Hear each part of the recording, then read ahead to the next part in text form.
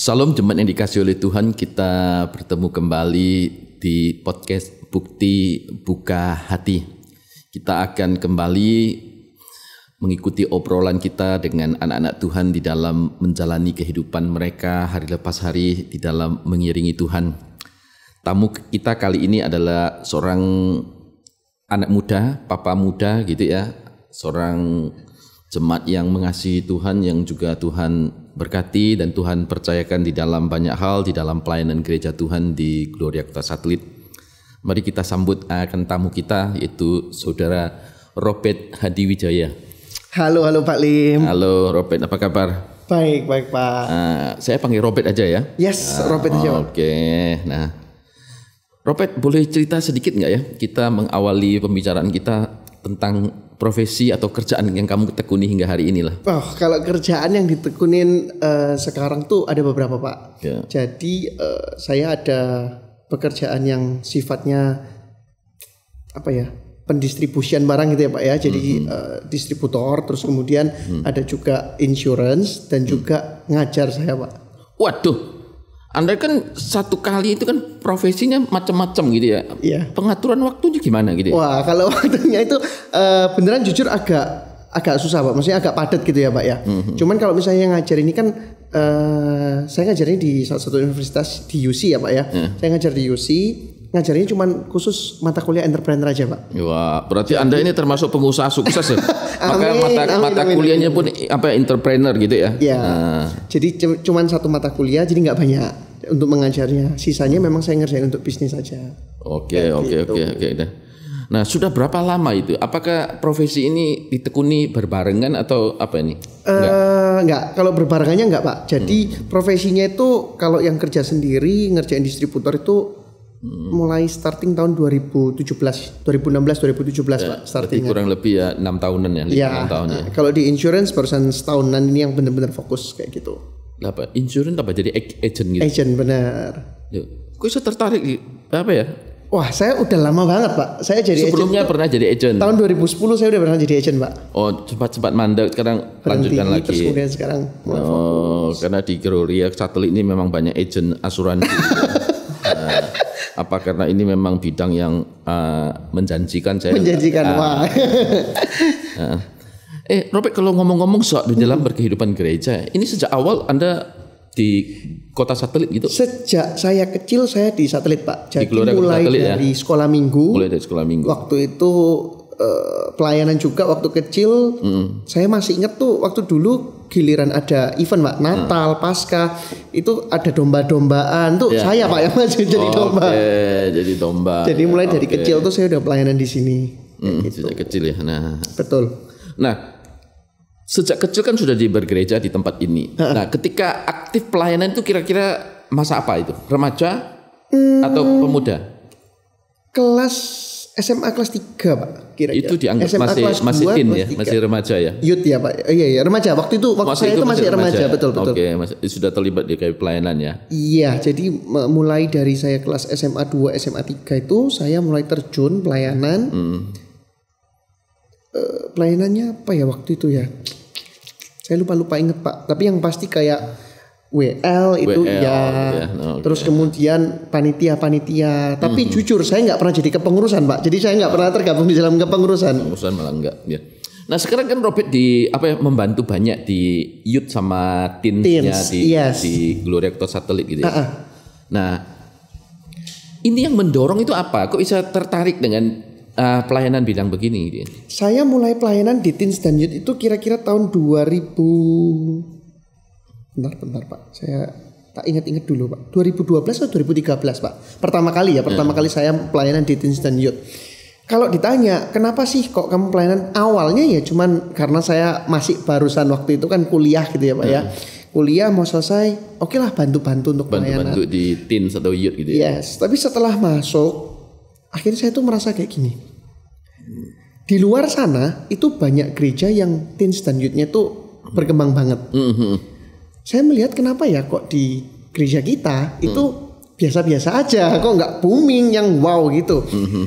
Nah kita melihat nih fenomena apa sih yang terjadi di gereja kita, dan kita kepingin lah kita juga bisa dong sama yang ngebom juga kayak yang di luar sana gitu Pak. Jadi kita juga kepingin seperti itu. Jadi akhirnya saya sama teman-teman waktu itu beberapa teman, tapi ya susah dukanya itu banyak sih Pak. Setelah saya masuk terjun berarti sampai di sekarang itu kan sudah sekitar 10 tahunan gitu ya Pak ya.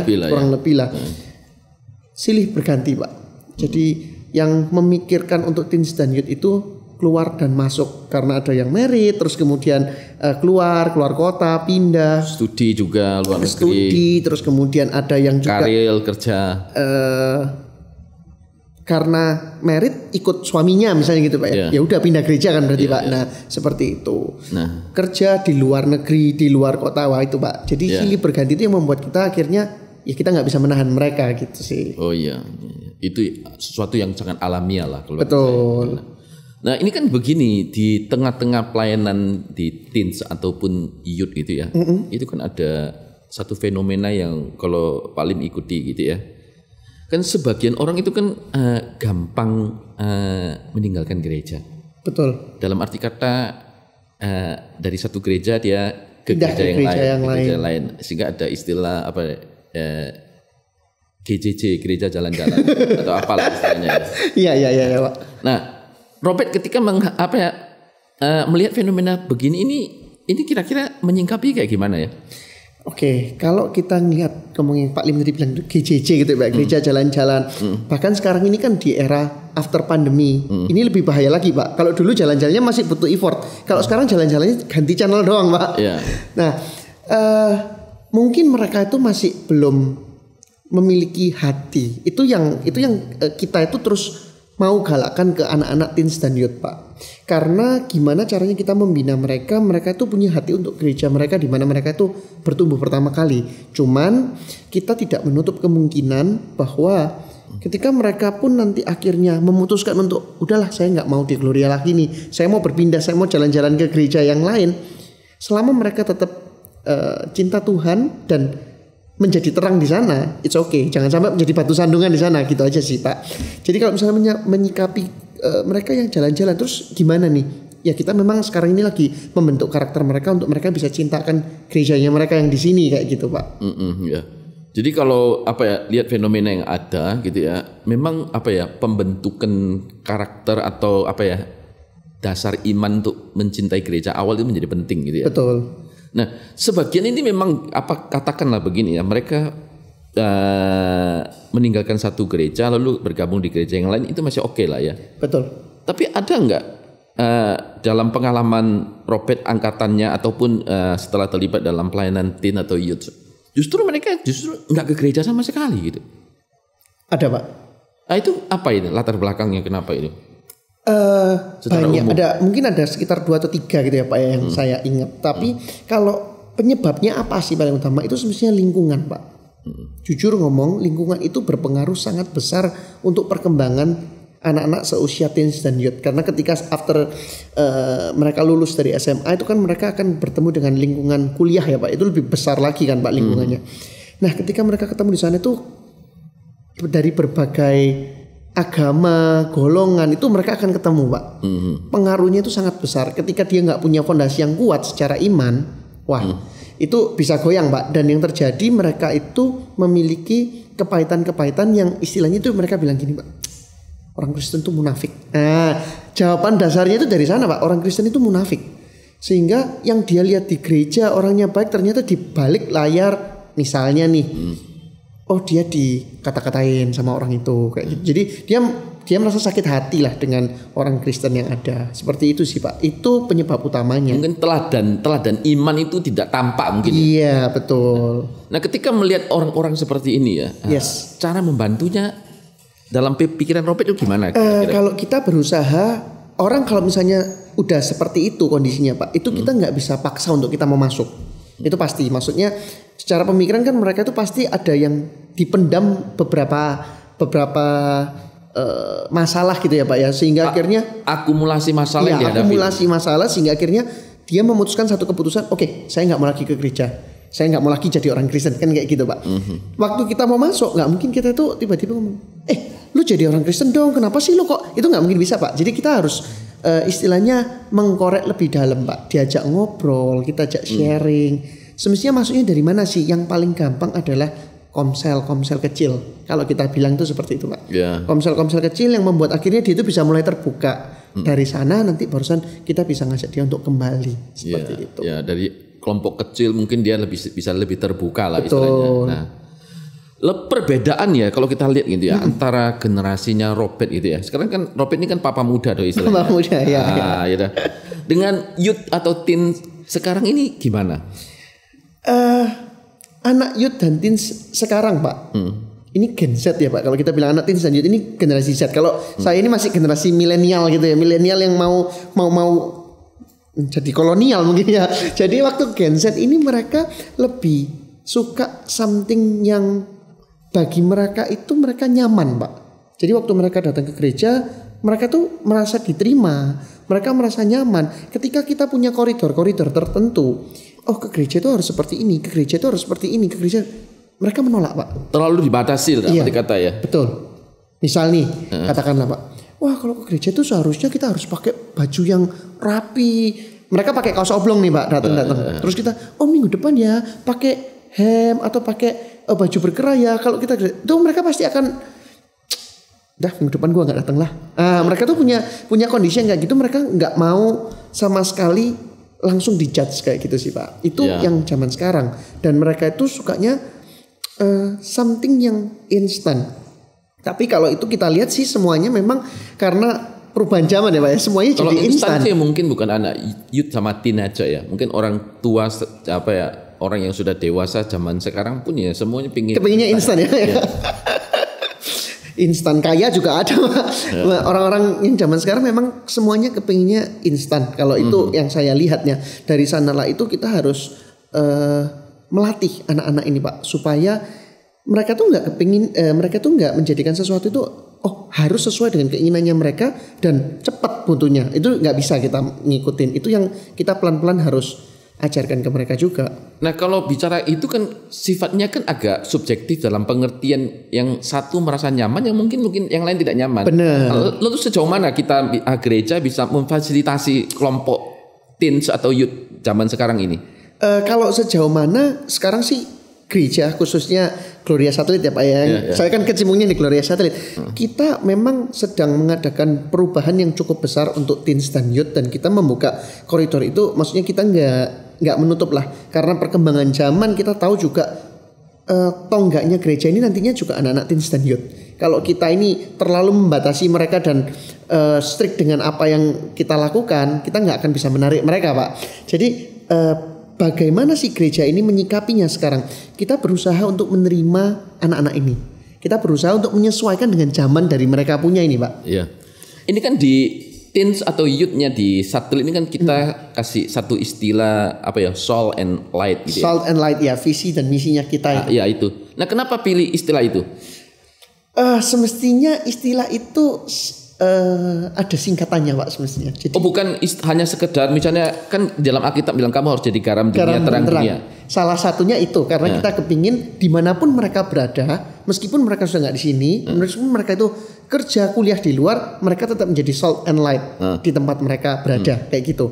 Cuman salt and light sendiri itu punya kepanjangan semestinya. Jadi ada akronimnya. Ada akronimnya. Nah singkatnya apa cerita itu di balik itu? Singkatnya kalau misalnya yang salt itu menjadi core value. Kita kepingin anak-anak itu jadi autentik, jadi diri mereka sendiri. Jadi bukan kalau aku ke gereja ya karena aku di gereja aku jadi orang baik. Setelah keluar nanti mereka jangan, di gereja pun ya kamu jadi dirimu sendiri kayak gitu. Itu kan autentik, dan kita ingin mengajarkan mereka untuk teachable Pak. Mereka tuh mau belajar apa kebenaran Alkitab semestinya.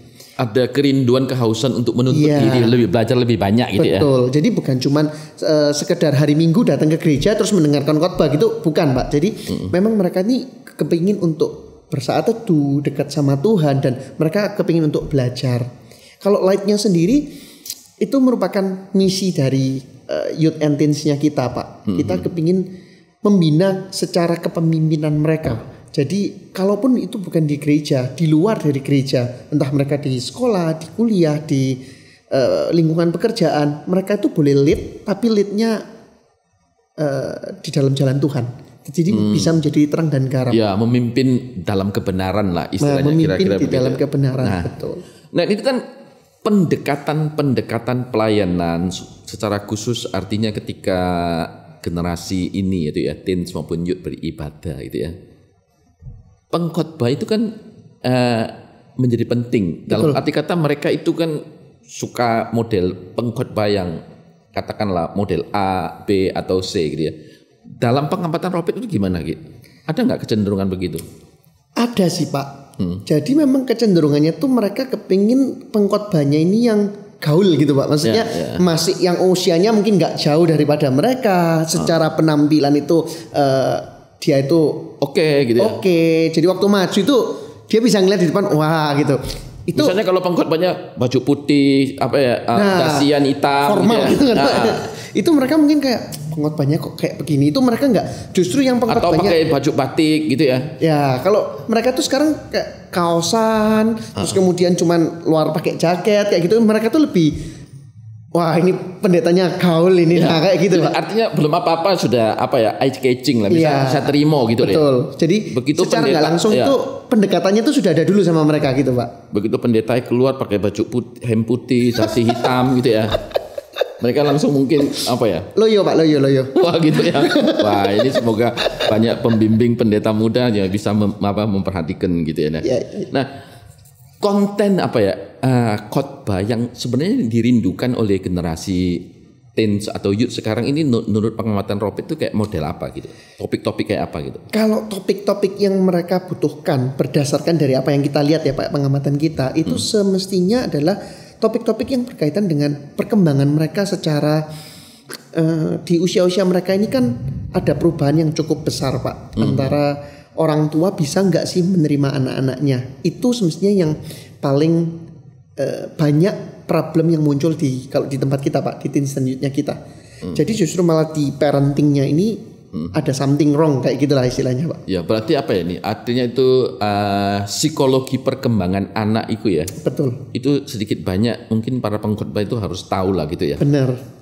Jadi kita juga mungkin dari sisi tema-tema yang kita kasih itu masih tetap sesuai dengan apa yang mereka butuhkan semestinya. Nah, yang mereka gumulkan dalam perkembangan. Baik dalam keluarga mereka, mungkin dengan relasi dengan orang tua, ataupun relasi dengan teman Pak. Itu juga menjadi topik yang cukup cukup diminati sama anak-anak Pak. Karena relationship dalam friendship itu ada yang juga toksik kan. Itu yang mereka butuh untuk kita itu masuk ke sana juga. Nah, dalam pandangan Robert gitu ya, ada kiat-kiat khusus enggak sehingga apa ya, katakanlah ya komunitas baik dalam pengertian secara komunal besar ataupun komunitas dalam pengertian grup kecil-kecil itu menjadi daya tarik bagi teen atau youth itu bergabung, itu apa misalnya? Sehingga mereka merasa, oh saya mau join deh. Ke komunitas kecil-kecil maksudnya. Kok yang mau yang besar, komunal besar ibadah minggu ataupun dalam bentuk yang kecil gitu. Ketika mereka diterima Pak. Oh penerimaan itu menjadi jauh lebih penting itu ya? menjadi sangat penting untuk anak-anak seumuran teens dan youth Pak. Apa karena dalam proses perkembangan mereka dalam apa ya untuk generasi sekarang ini mereka lebih gampang ditolak atau gimana gitu sehingga mereka butuhkan penerimaan? Mereka butuh acceptance itu karena mereka itu bukan ditolak sih sebenarnya Pak. Mereka butuh pengakuan bahwa ini loh mereka, ini loh aku kayak gitu Pak. Ya diterima supaya mereka diakui lah. Diakui mereka itu ada gitu Pak ceritanya. Ya. Jadi ketika mereka bukan karena generasi sekarang kan lebih cuek, lu terima gua nggak ada urusan begitu. Cuek kalau misalnya secara dalam ini kita ngomong konteksnya main game seperti itu ya Pak ya. Mungkin cuek karena mereka lebih sendiri-sendiri ngobrolnya tapi di dalam gadget Pak. Main game tuh mereka bisa ngobrol kan sambil ngobrol kan Pak. Cuman kalau misalnya secara komunitas itu mereka butuh penerimaan itu yang cukup oke. Dan mereka yang tadi saya bilang itu ketika mereka diterima, ketika mereka udah masuk itu mereka juga akan menanyakan ada nggak sih larangan-larangan koridor-koridor yang diciptakan sehingga mereka merasa nggak nyaman akhirnya kayak gitu. Ya. Kalau mereka nggak nyaman, mereka akan keluar Pak. Mereka akan cabut lagi dari sana. Iya. Jadi penerimaan bagi mereka itu menjadi sangat penting sekali. Yes. Ya. Nah, tantangan zaman sekarang ya yang dihadapi anak-anak sekarang itu lebih banyak apa ya? Apakah karena studi atau apa ya? Kalau tantangan zaman studi, yes. Jujur Pak, saya sebagai papa muda, kalau tadi Pak Lim bilang tuh, saya juga kaget Pak. Punya anak saya masih yang besar tuh kan umur 5 TKP gitu ya Pak ya berarti ya. Belajarnya di sekolah itu kayak pelajaran SD saya Pak, sudah Pak. Jadi saya itu seperti itu. Iya, ya memang nggak sampai yang tiba-tiba dia bisa ngomong masalah planet gitu Pak. Anak TK ngomong masalah planet. Hah? Saya papanya bingung. Saya dulu aja TK nggak belajar planet. Dia bisa tahu planet yang ada cincinnya tuh planet apa. Kayak ini nggak salah kah pelajarannya? Nah, jadi secara studi itu pasti mereka itu sekarang jauh lebih cepat gitu ya Pak ya. Nah, selain daripada studi juga kebutuhan dari anak-anak ini tuh masuknya ke pergaulan semestinya Pak. Jadi pergaulan mereka itu akan mempengaruhi sangat. Jadi di luar studi itu kan mereka mungkin banyak yang burn out gitu ya Pak. Harus dituntut untuk mungkin bukan juara ya, kalau sekarang nggak juara-juaraan Pak. Mungkin lebih dituntut harus punya nilai yang bagus kayak gitu ataupun apa. Nah, tapi selain itu pergaulan, ketika mereka ini ada pergaulan yang mereka nggak suka di tengah-tengahnya mereka, itu akan perkembangan mereka akan sangat-sangat nggak oke Pak. Apa nggak begini? Karena justru dalam pergaulan dengan tuntutan yang ada, mereka justru kehilangan identitas. Artinya mereka mengidentifikasi dengan kelompoknya itu sendiri gitu loh. Berusaha untuk mengikuti Pak. Ikuti aja gitu. Berusaha untuk mengikuti, tidak menjadi dirinya sendiri. Apa nggak begitu? Ada sih beberapa yang kayak gitu. Tapi itu salah satu yang kita itu kepinginnya kalau di tempat kita ya Pak ya. Di tempat kita ya Pak ya. Balik lagi itu yang tadi saya bilang Salt itu yang A-nya itu kan autentik kan Pak. Kita kepingin mereka itu jadi diri mereka sendiri. Supaya ya kamu nih misalnya memang gak cocok, ya udah cocok nih bilang aja kamu nggak cocok udah gitu loh maksudnya. Supaya apa sih? Itu nggak mempengaruhi secara psikologi mereka itu jadinya nggak berantakan. Mereka bisa tetap menyesuaikan dan membaur dengan kondisinya mereka. Ya. Itu yang tapi dalam realita itu ya mencocokkan diri itu bukan harga yang gampang loh ya. Susah Pak kalau yang itu. Kan begini, saya cocok sama Anda kan belum tentu cocok sama saya. Ya, kan betul, gitu betul. Ya, betul Pak. Nah ini kan namanya cocok itu kan beberapa arah ya. Semakin banyak orangnya kan semakin banyak arahnya. Semakin besar kelompoknya, semakin besar ini semakin susah untuk mencocok. Ya. Biasanya kan kalau kita ngomong tuh kalau kongsi banyak-banyak itu semakin gampang pecah Pak. Soalnya banyak maunya. Ya, apa nggak begitu akhirnya kita belajar mencoba menerima apa adanya, nggak begitu? Ya ada sih Pak yang kayak gitu Pak. Cuman kalau secara anak-anak itu memang mereka cenderungnya ada yang berusaha untuk mengikuti teman-temannya supaya apa sih? Supaya aku diterima. Tapi ada juga mereka yang memaksakan untuk inilah aku, terima aku kayak gitu. Ya. Lalu sekarang yang apa ya, teens ataupun youth di Gloria Rector Shuttle itu ya. Banyak nggak yang terlibat di apa ini dalam kelompok kecil gitu ya? Dalam kelompok Gloria kecil Discipleship Group gitu, GDG. Yes Pak. Kalau ngomong banyak enggak yang terlibat itu lumayan sih Pak dengan jumlah kita dan jumlah kelompok GDG yang ada. Menurut saya itu sudah cukup bagus. Ya bagus lah, bisa dikatakan bagus lah Pak, bukan cukup bagus, itu bagus. Jangkauannya itu mungkin sekitar berapa persen itu?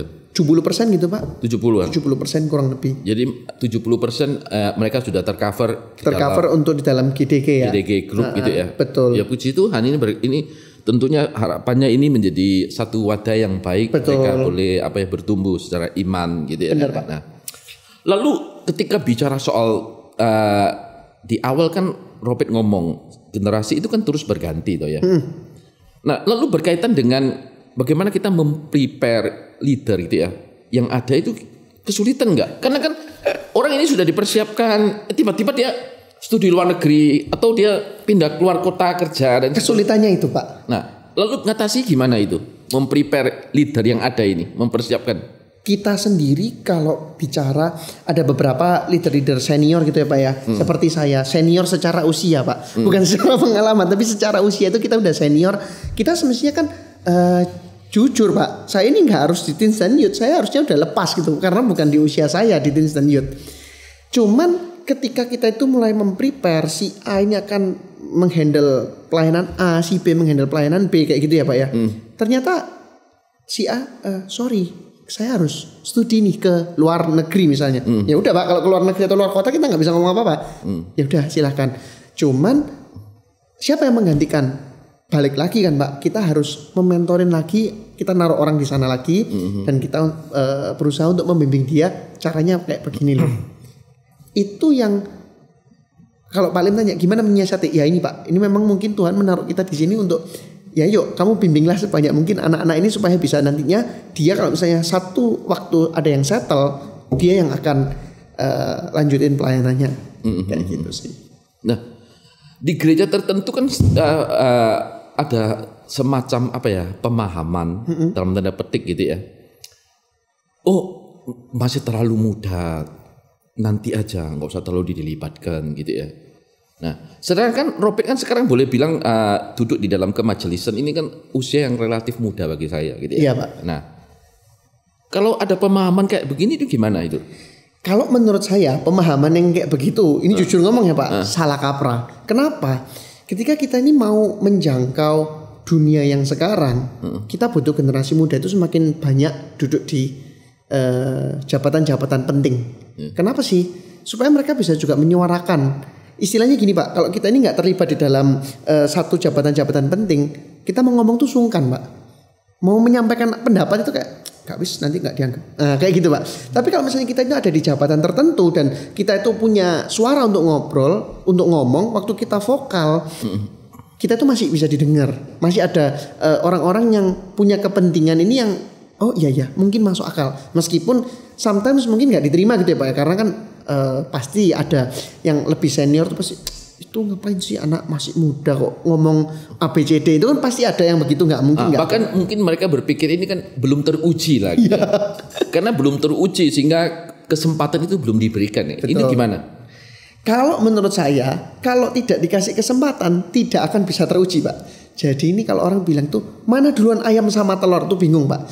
Kalau misalnya mereka nggak dikasih kesempatan, gimana cara kita itu mau melihat potensinya dia? Ibarat orang mau kerja, ditanya pengalaman kerja. Nah. Gitu. Pertama kali fresh graduate, pengalaman kerjanya nggak ada Pak sebenarnya. Masa ditolak? Oh nggak boleh kerja kalau gitu kan nggak mungkin kan Pak? Ya itu memang realita yang ada kan ya. Kita mau apply di satu perusahaan ditanya pengalaman kerja, padahal baru lulus gitu ya. Ya harusnya kan lu kasih gua kesempatan kerja baru ada pengalaman kan. Betul. Begitu ya. Saya rasa di gereja juga kurang lebih sama ya gitu ya. Kalau saya lihat ya Pak ya, itu ada yang seperti itu masih kayak. Saya sendiri justru punya satu pemahaman yang dengan satu istilah yang seperti ini. Setiap zaman itu ada orangnya.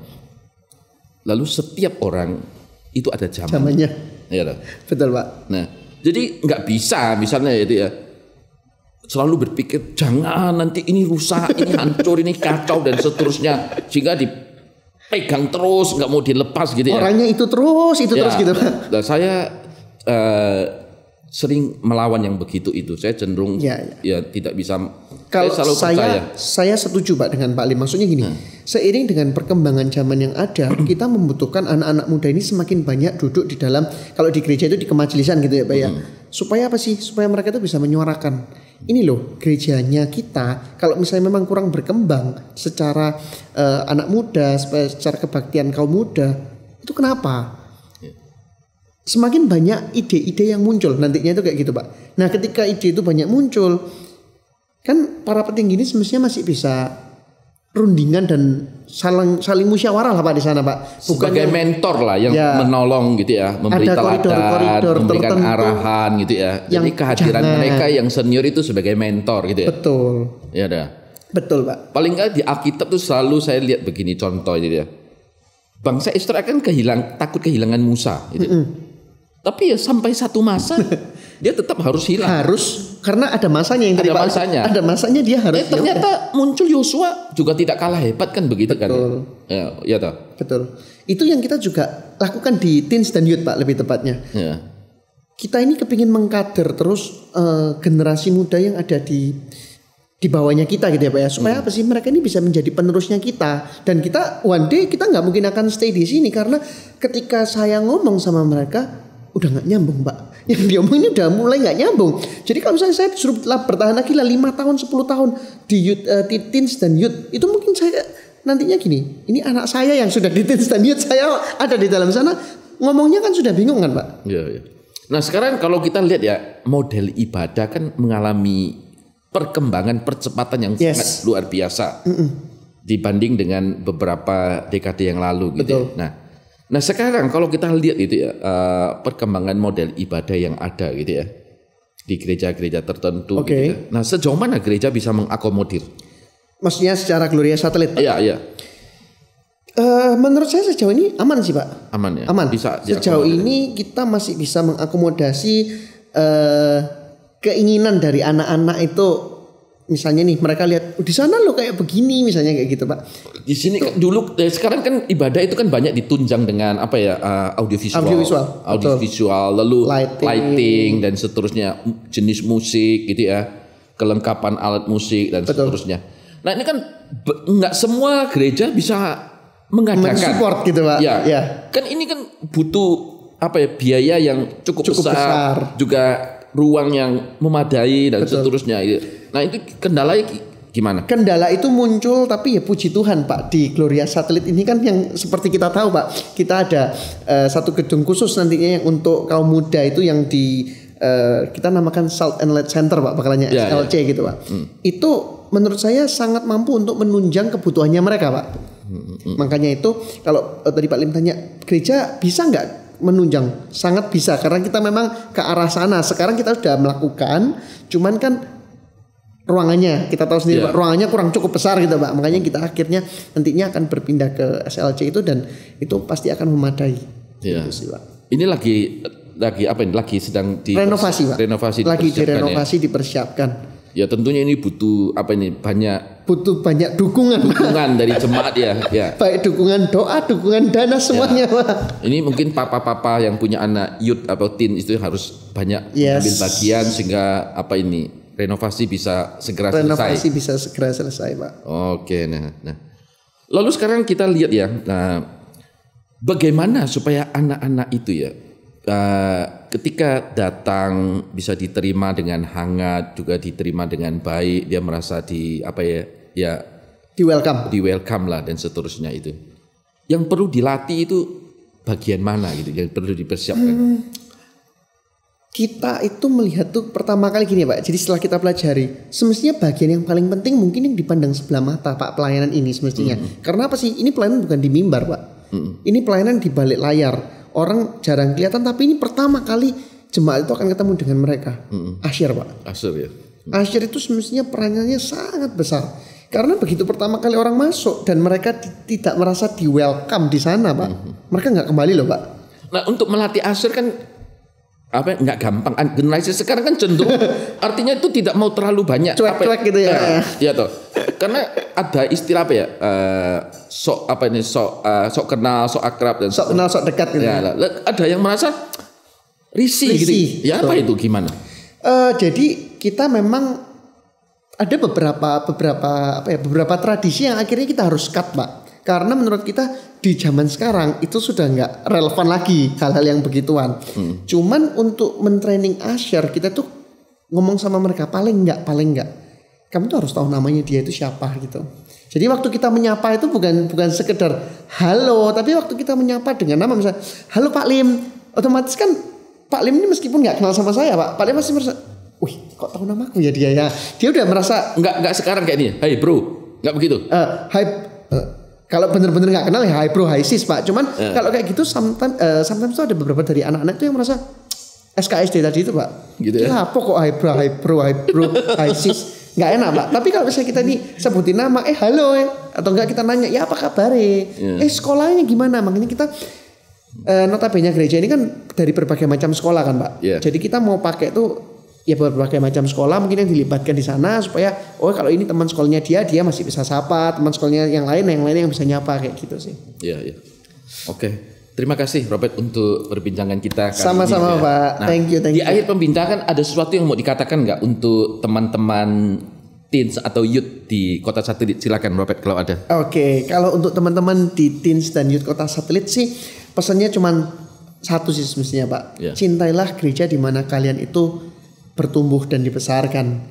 Karena di sanalah kalian mengenal Tuhan, di sanalah kalian itu bertumbuh secara iman kerohanian dan sampai besar kalian ini adalah gereja mula-mula kalian gitu lah Pak. Ya, ini keluarga rohani pertama. Keluarga rohani pertama kalian. Oke, puji Tuhan, biarlah ini menjadi ingat-ingatan bagi generasi di Gloria Kota Satelit ini ya. Amin, amin. Oke, terima kasih. Thank you Pak untuk undangannya juga Pak. Kita tutup dalam doa ya. Oke. Ya. Bapak Surgawi, terima kasih untuk kehadiran saudara kami Robert ya Tuhan. Kami boleh berbincang-bincang seputar pelayanan teens maupun youth di Gloria Kota Satelit.